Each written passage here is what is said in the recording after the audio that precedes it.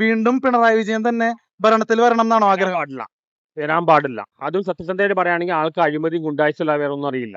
Lavalin case എന്താണ് എല്ലാവർക്കും അറിയാവുന്ന കാര്യമില്ല. അഴിമതിയും ഗുണ്ടായിസല്ല വേറെ ഒന്നും പുള്ളിക്കറിയില്ല.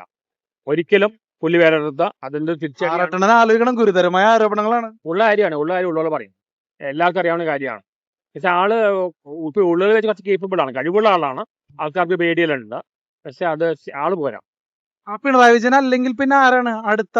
എനിക്ക് തോന്നുന്നത് ഞാൻ പഴയ കമ്മ്യൂണിസ്റ്റ് അനുഭവിയാണെങ്കിൽ എന്റെ അഭിപ്രായത്തിൽ ഇനി കോൺഗ്രസ് വരേണ്ടത്. വി ഡി സതീശൻ കുഴപ്പമില്ല. വി ഡി സതീശൻ മുഖ്യമന്ത്രി ആവോ? പക്ഷെ രമേശ് ചെന്നിത്തല വി ഡി സതീശനോട് എങ്ങനെ അടിയാണ്. രമേശ് ചെന്നിത്തലക്കാളും ജെന്യൂൻ വി ഡി സതീശൻ തന്നെയാണ്. രമേശ് ചെന്നിത്തല കർണാടക കൂടെ നടന്ന് പറ്റിച്ച ആളാണ്. എന്താണ്? കർണാടക കൂടെ നടന്ന് പണി വെച്ച ആളാണ്. എന്ത്? രമേശ് ചെന്നിത്തല മറ്റേ കർണാടക പണി വെച്ച ആളാണ്. അങ്ങനെ വിശ്വസിക്കാൻ പറ്റാവുന്ന ആളല്ല. പക്ഷെ വി ഡി സതീശൻ ഉള്ളവർ ഭേദം. ഞാൻ പഴയ കമ്മ്യൂണിസ്റ്റ് അനുഭവിയാണ്. പക്ഷെ ഇപ്പോഴത്തെ കമ്മ്യൂണിസ്റ്റോട് യോജിപ്പില്ല. പക്ഷെ ഈ പഴയ കമ്മ്യൂണിസ്റ്റ് അനുഭാവിയാണ്, ഇപ്പോഴത്തെ കമ്മ്യൂണിസ്റ്റോട് താല്പര്യമില്ല എന്നൊക്കെ എല്ലാരും കുറെ പറയണ കേൾക്കാം. പക്ഷെ കമ്മ്യൂണിസം എന്ത് തെറ്റ് ചെയ്തു? ഇതിനെ എതിർത്ത് പറഞ്ഞു കഴിഞ്ഞാൽ അത് തെറ്റാണെന്ന് അക്സെപ്റ്റ് ചെയ്യില്ല. അങ്ങനത്തെ പ്രശ്നമുണ്ട്.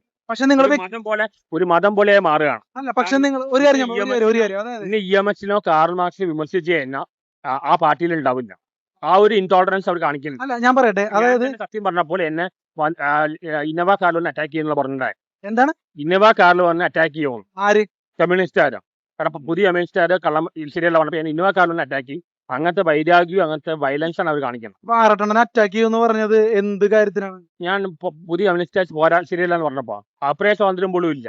ഇതന്നെയാണ് സെൻട്രലിൽ BJP അനുഭവിക്കുന്നത്.